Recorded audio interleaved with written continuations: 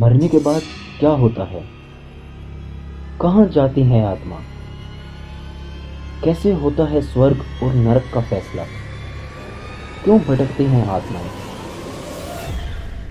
अक्सर हम सबके मन में ऐसे प्रश्न प्रतिदिन आते हैं और हम सब इस असमंजस में पड़ जाते हैं कि आखिर मरने से पहले इंसान को कैसा महसूस होता है। लेकिन इन सभी प्रश्नों के उत्तर हमें कहीं पे भी नहीं मिल पाते। इन सभी प्रश्नों का उत्तर हमें प्रसिद्ध पुराण गरुड़ पुराण में देखने को मिलता है, जिसमें स्वयं भगवान विष्णु अपने वाहन गरुड़ जी को इन सभी प्रश्नों के उत्तर विस्तार पूर्वक बताते हैं। तो मैं आज आप सभी के सामने इन्हीं प्रश्नों के उत्तर लेके आया हूँ। तो चलिए शुरू करते हैं।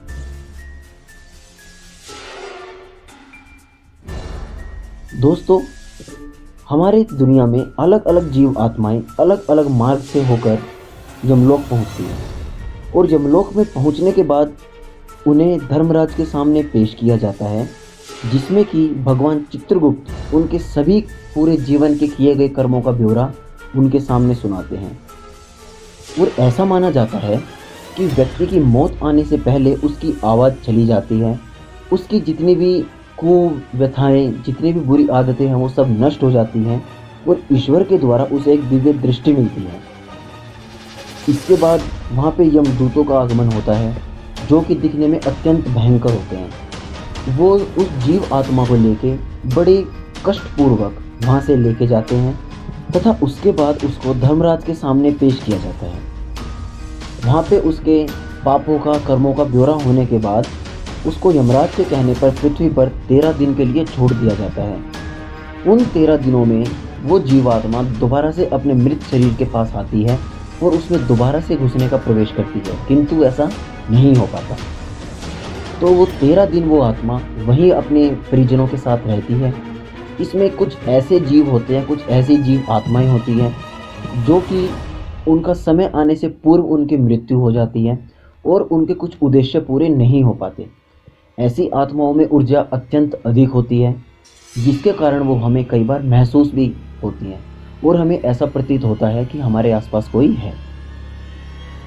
उन 13 दिनों में आत्माएं अपने परिजनों के आसपास भटकती रहती हैं और उनके परिजन उनको आत्मा को शांत करने के लिए पिंडदान करते हैं। हमारे हिंदू ग्रंथों में पिंडदान को बहुत ही महत्वपूर्ण बताया गया है और 10वें दिन पिंडदान से आत्मा को चलने की शक्ति मिलती है। इसके बाद दोस्तों, 13 दिन पूरे हो जाने के बाद आत्मा फिर से यमलोक की यात्रा शुरू करती है, जिसमें कि यमदूत फिर से उसको लेने आते हैं और उसी कष्टपूर्वक उसे वहाँ से लेके जाते हैं।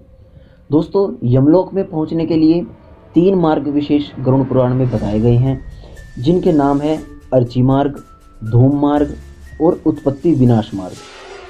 अर्ची मार्ग को देवलोक और ब्रह्मलोक माना गया है और इसको सर्वोच्च मार्ग भी बोला गया है। धूम मार्ग पितृलोक मार्ग के लिए है और तीसरा मार्ग है उत्पत्ति विनाश मार्ग। उत्पत्ति विनाश मार्ग को नरक का द्वार भी बोला जाता है। ऐसा माना जाता है कि यह नरक का द्वार है, जिसमें कि बीच में वैतरणी नदी मिलती है। वैतरणी नदी को गंगा का उग्र रूप भी माना जाता है, जो कि मांस, पीप और गर्म खून से भरी होती है और इसको पार करने में जीव आत्मा को 47 दिनों का वक्त लगता है। उसके बाद आत्मा यमलोक पहुंचती है। दोस्तों, हमारे गरुड़ पुराण में 36 प्रकार के नरक का उल्लेख मिलता है, जिसमें कि जीव आत्मा को अनेक प्रकार की यातनाएं दी जाती हैं, जैसे कि गर्म तेल में घेरना, जंजीरों से लटकाना और भी विभिन्न प्रकार की यातनाएं जीवात्मा को दी जाती हैं, जिससे कि उनके जीवन के बुरे कर्मों का फल मिल सके। ऐसे ही ऐसे व्यक्ति या ऐसी जीवात्माएं जिन्होंने अपने जीवन में बहुत ही पुण्य कर्म किए हैं, अपने माँ बाप की सेवा की है, अच्छे कार्य किए हैं, उन्हें सीधे स्वर्ग लोक का रास्ता मिलता है और वो अपनी इच्छा अनुसार दोबारा किसी भी जीव में प्रवेश कर सकते हैं। अन्यथा जीवन मरण के जो चक्र है उससे मुक्त होकर सीधा परमात्मा में विलीन हो सकते हैं। तो ये कुछ जानकारियाँ थी जो मैंने आपके साथ साझा की। आशा करता हूँ आप सबको ये पसंद आया होगा। प्लीज़ मेरे चैनल को सब्सक्राइब करना ना भूलें और अगर आपको वीडियो पसंद आई है तो इसको लाइक, शेयर, कमेंट ज़रूर करें। धन्यवाद।